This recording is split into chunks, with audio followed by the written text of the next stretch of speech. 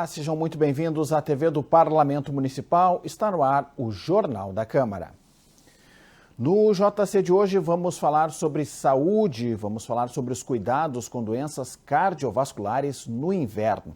Para isso, a nossa convidada é a médica cardiologista Letícia Fleck-Wirth. Doutora, seja muito bem-vinda aqui ao Jornal da Câmara. Muito obrigado pela presença. Tudo bem? Eu que agradeço, Clayton. É um prazer conversar com vocês. Muito bem, doutora, para a gente iniciar aqui a nossa conversa, eu peço para a senhora esclarecer para os nossos telespectadores, qual a relação, que temos entre as baixas temperaturas agora dessa estação com, justamente, os infartos, a incidência de infartos, AVCs, como é que isso está relacionado, doutora? Certo. Tem várias coisas que a gente pode conversar sobre isso. Pensando especificamente no caso dos infartos e AVCs, o que ocorre é que com a baixa temperatura, isso provoca no organismo um estresse físico, A reação ao frio provoca a descarga de adrenalina, com o intuito de aquecer o organismo, mas também desencadeia a cascata anti-inflamatória dos hormônios do estresse. E isso pode instabilizar lá o sujeito que tem uma placa coronariana bem estável. No momento que sai fazer atividade física no frio intenso, esse estresse do frio pode desencadear um evento agudo, Romper a placa, causar um infarto, um AVC. Além disso, o infarto está relacionado com doenças respiratórias. E a gente sabe hoje que as infecções virais, principalmente influenza, também a Covid, elas estão diretamente relacionadas com a incidência de infarto. Tanto que nas diretrizes europeias e americanas de prevenção de infarto, a recomendação das vacinas anti-influenza, anti-Covid, devido a isso, a influenza, infecções respiratórias virais, aumenta a incidência de eventos cardiovasculares maiores, infarto e AVC. Outro ponto que é importante lembrar durante os meses mais frios é aquele paciente que é hipertenso, tem sua pressão relativamente controlada ao longo do ano e como a hipertensão ela é uma doença assintomática até que cause um evento maior, ele deve procurar o seu médico para reavaliar a medicação no inverno.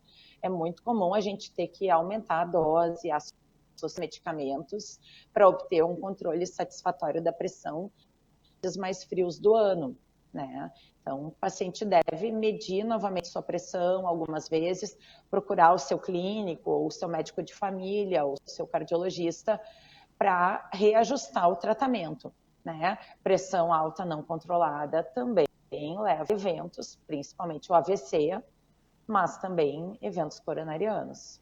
Certo, e essa é uma orientação, doutora, essa específica agora que a senhora passa, em relação a quem já tem, diagnosticado algum evento, alguma doença cardiovascular. Mas, de forma geral, a orientação é que se tenha cuidado, E quais esses cuidados que a gente pode ter, assim, para, digamos, normais, pessoas que não têm algum tipo de apontamento nesse sentido, Quais as principais orientações nesse momento de frio mais intenso? Olha, orientações de bem-estar e saúde gerais, Se agasalhar, se for fazer atividade física ou permanecer muito tempo na temperatura ambiente, usar um agasalho, proteger da umidade, Aquecer as extremidades, mãos, pés, a cabeça. Se for fazer alguma atividade um pouco mais intensa, com intuito mais treinamento competitivo, caprichar no aquecimento, para o coração ir aos pouquinhos entrando no ritmo, melhorar a perfusão periférica, relaxar as artérias e melhorar a circulação, antes de partir para o esforço mais extremo. Alimentação também é importante, A gente precisa de calorias para manter o organismo aquecido, a temperatura interna, tudo isso que desafia, a hipotermia é um estresse muito grande, muito risco de eventos maiores, mesmo em quem não tem doenças. Então, proteger, se agasalhar, se aquecer, fazer um aquecimento, se manter hidratado também. No inverno, a gente às vezes não tem tanta sede, não toma tanto líquido, e tá com a volemia abaixo do normal, também vai sobrecarregar o sistema cardiovascular. Perfeito. Doutora, a senhora citou um fator, né, que é bem característico aqui do sul, né, que com as baixas temperaturas a gente tem uma alimentação um pouco diferenciada, né, das demais períodos do ano, né, com mais calorias, alimentos com mais gordura, digamos assim, né? A alimentação também é um fator que pode ser um diferencial nesse momento da saúde, cuidados, né, também nesse momento, né? A gente tem que a gente come muito mocotó, digamos assim, feijoada, essa alimentação mais pesada, assim, para esse período. Sim. Não esquecer que as recomendações de cuidados alimentares e dieta saudável permanecem no inverno, apesar do frio, né? A gente deve reduzir a ingesta de gordura saturada, que tem direta relação com LDL, colesterol, que é o maior causador de infartos. A gente deve evitar o consumo excessivo de sal, de alimentos, principalmente alimentos ultraprocessados. A gente deve ter uma dieta rica em verduras, frutas, isso é importante por causa das fibras e dos micronutrientes que o nosso organismo precisa. Então, assim, se for comer um mocotó porque está frio e é uma ocasião especial e apetece muito, tudo bem, mas eu gosto de usar a regra dos 80-20 ou 90-10, né? 90% do tempo a gente mantém aquela dieta mais saudável, mais de acordo com as recomendações, e 10% do tempo aí dá para sair um pouquinho da linha, né? Não vai ser uma refeição na semana que vai botar tudo a perder. O que não pode é virar um hábito, né? E consumir um excesso de gordura saturada, de colesterol, de sódio, que aí isso vai dar problema mais adiante. Perfeito. Doutora, as doenças cardiovasculares, né, a gente está fazendo essa relação mais característica desse momento de frio, né, elas acometem mais homens, mais mulheres, ou isso indifere? Difere, sim. Eu gosto de dizer que Deus protege as mulheres, né?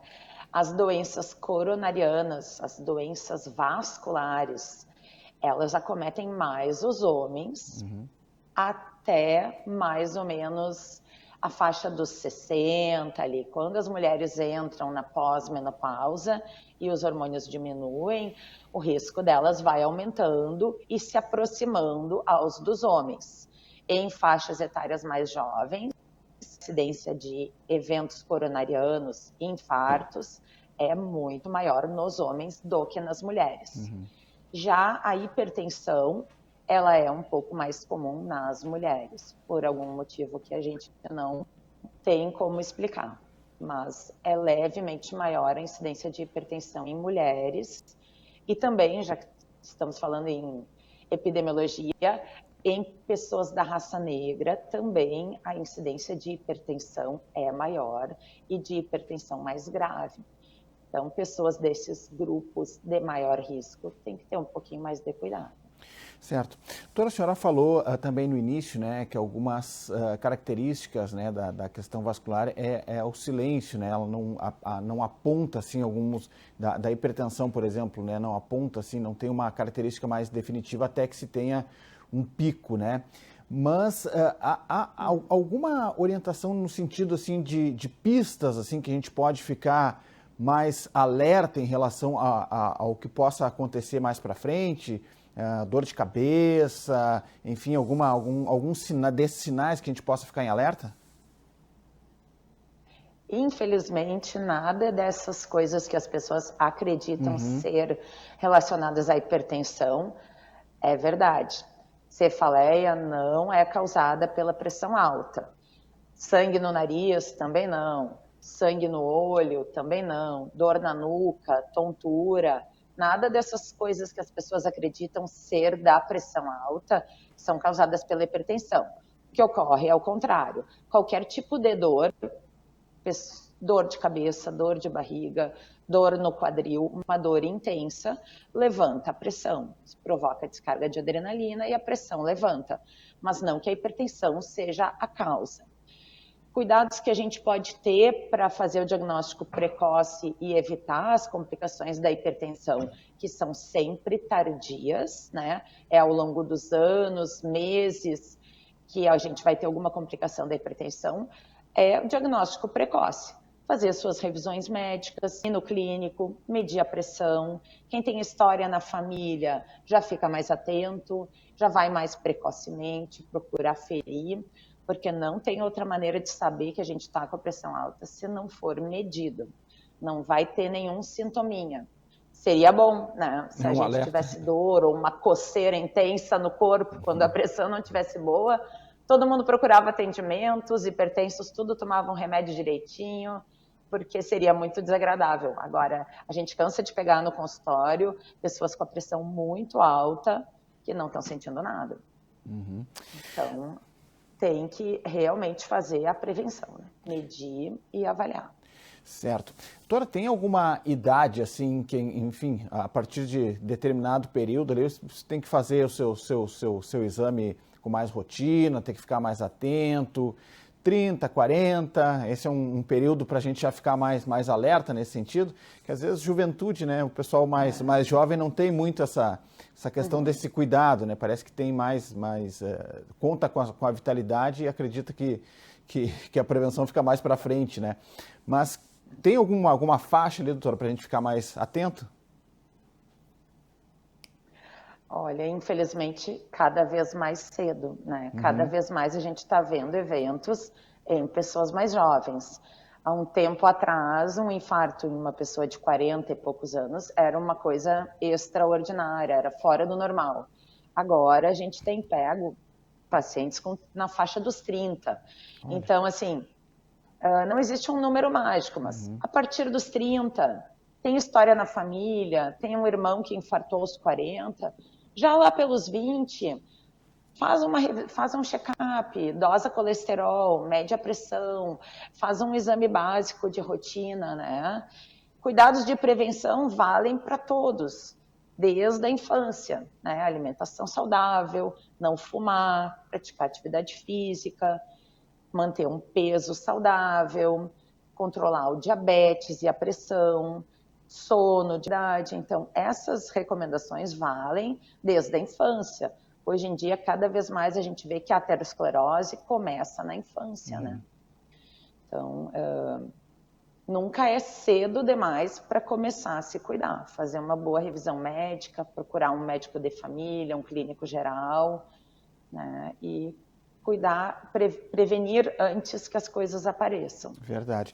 Doutora, não vamos nem falar, né, na questão daqui a pouco, né, o estresse, o cigarro, o fumo, né, o excesso de álcool, né, noites mal dormidas, isso é uma bomba relógio, né, doutora? Nesse mundo agitado Exatamente. Que a gente vive hoje, né? Cigarro é o inimigo número 1 do coração, ponto final. Nada que a gente faça é tão importante quanto cessar o tabagismo. Tá?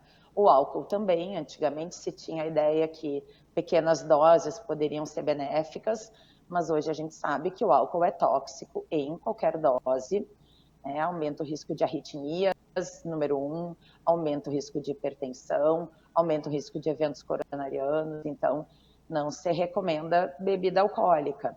E o estresse, bom, aí é um pouco mais complicado de intervir, né? No mundo de hoje, a gente não vai nunca conseguir controlar totalmente o estresse, mas aquilo que está ao nosso alcance vale a pena, né? Vale a pena fazer. Vale a pena. Muito bem, doutor, para a gente finalizar aqui a nossa entrevista, né, estamos falando dessa relação, né, das doenças, da incidência maior, né, das doenças cardiovasculares nesse período de inverno, né, em função de tudo que a senhora explicou para nós aqui. Gostaria que a senhora deixasse também um recado, né, para quem nos acompanha, né, até em termos de reiterar, né, doutor, esses cuidados aqui, porque como a senhora frisou aqui, prevenção nunca é demais, né? Bom, acho que se alguém está atrasado com suas consultas, está meio esperando motivação para começar uma atividade física, Então, que fique o incentivo aqui, vamos começar agora nessa estação mais fria, se mexer um pouquinho mais, isso ajuda a aquecer o organismo, melhorar a circulação, vai melhorar o controle da glicemia, da diabetes, da pressão, marcar com calma o clínico, às vezes deixa para o verão, deixa para o final do ano, é aquela loucura, marca uma consulta médica, faz uma revisãozinha, né? Dá uma olhadinha na geladeira, a próxima vez que for no supermercado, já capricha um pouquinho mais nas compras, tenta comprar coisas mais saudáveis, aproveitar para dormir melhor, agora no frio é melhor de dormir, né? Então, botar o sono em dia, criar hábitos saudáveis para depois manter ao longo do ano. Às vezes é o início, né? E depois que vira hábito, só vai. Perfeito. Às vezes pequenas coisas, né, doutora, pequenas mudanças começam a fazer uma grande diferença lá no final, né? Exatamente. Muito bem, a gente conversou aqui no Jornal da Câmara com a médica cardiologista Letícia Fleck-Wirth. Doutora, muito obrigado pelas informações. Desejar aí para a senhora um bom trabalho aí para a senhora e para toda a sua equipe. Obrigada, agradeço o convite, espero que tenha ajudado alguma coisa. Perfeito, muito obrigado. Obrigado, doutora. Aí, dicas importantes, né, nessa estação mais fria do ano, mas que você pode ir mudando seus hábitos aí para torná-los perenes, né, na sequência do ano. Hábitos saudáveis.